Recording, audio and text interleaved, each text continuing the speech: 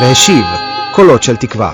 חיזוק שבוי והשיב שבס פרשס ויקרא עד שיאמר רוצה אני רצוינוי הפנימי של כל יהודי הוא לעשות רצון השם יזברך. חומש ויקרא נקרא בפי חז"ל ספר תורת כהנים שבו מתעסקים בדיני עבודת הכהנים בבית המקדש. פרשתנו מתחיל בסדר הקרבת הקורבנות אז דרך ההזכרות של האדם אל בורא, וכבר בפסוק הראשון נדרש הפסוק אדם כי יקריב מכן קורבן להשם, בא ללמד אותנו כי הקורבן אינו רק עניין של מעשה חיצוני אלא הקרוב פנימיס של האדם עצמו אל השם יזברך. בקורבנות כתוב יקריב אויסוי לרצונוי, וחז"ל דורשים בגמרא ערכין דף כ"א עמוד א' יקריב אויסוי מלמד שכיפן אויסוי יוכל בעל כורחוי תעמד לומר לרצונוי. הכיצד?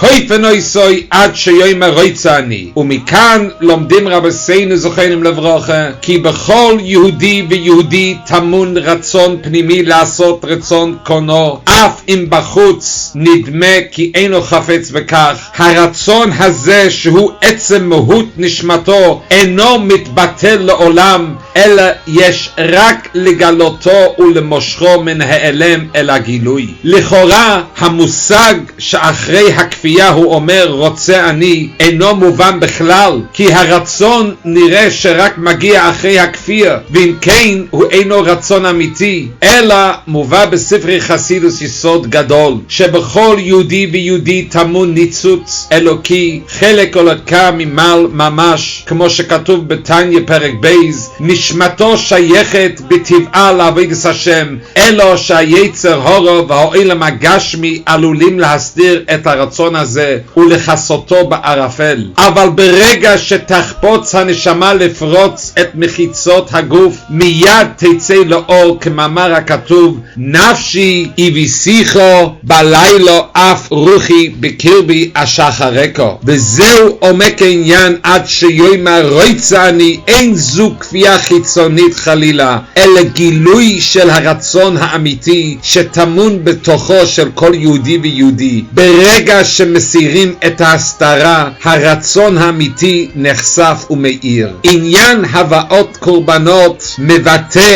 את התבטלות האדם לפני הקדוש ברוך הוא. כאשר אדם מביא קורבן הוא כאילו מקריב את עצמו, את רצונותיו, את תאוותיו, ומבטל אותם לרצון העליון. הקורבן הוא גילוי הרצון האלוקי השוכן בלב האדם, וכך מפרש הרמב"ן בפסוק ויקרא פרק א' פסוק ט' יעשה האדם עצמו כמי שמוסר נפשו וגופו לפני השם. וכמבואר בספרי החסידות כי עיקר הקורבן הוא ונפש כי סקריב הקרובס הנפש עצמו. הרי אין הקדוש ברוך הוא חופץ בבשר ודומם, אלא שאדם כי יקריב מכם שיקריב מעצמיוסוי, שיהיה הוא הקורבן בהזבטלות לרצון השם. וכדברי הבעל התניא בליקוטי תורה ויקרא דברי המסר אדם כי יקריב, אומר הבעל התניא הקרובס הקורבן היא עבודת האדם להעלות את נפשו הבהמית ולמסור אותו לקדושה. בעצם הבאת הקורבן מבטא את עבודת ההזכרות להשם,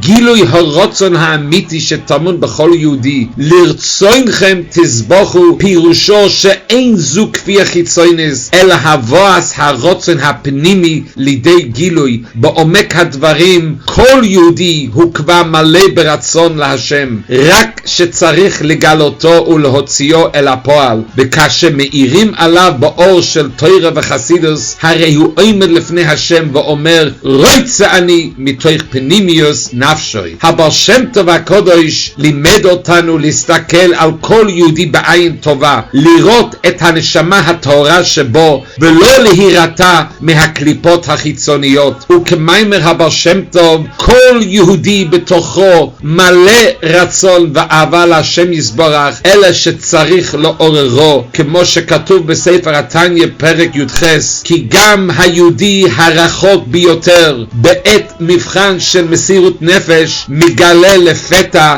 את אהבתו להשם יזברך שלא נעלמה מעולם. הרי אין זה חידוש אלא גילוי של מה שהיה קיים כל האיס בפנימיוסוי. המסר שנוגע לנו אחי ורעי אהובים, כהורים של ילדים מתמודדים, עלינו לדעת שלא לאבד תקווה חלילה. הילד שלנו הוא חלק אלוקי ממעל, נשמתו בוערת באהבת השם יזברך, רק שהיא מוסתרת ברגעים מסוימים. התפקיד שלנו הוא להמשיך להאיר עליו באהבה, בסבלנות ובאמונה, להביט בהם בעין טובה, להאמין בהם ולסייע להם לחשוף את הנשמה המאירה הטמונה בהם, ולזכור תמיד שהרצון האמיתי והפנימי שלו הוא רק לעשות את רצון השם, ובבוא היום יתגלה לעין כל והוא יאמר בגלוי רוצה אני, בברכת שבת שלום ומבורך, הגוטן שבס.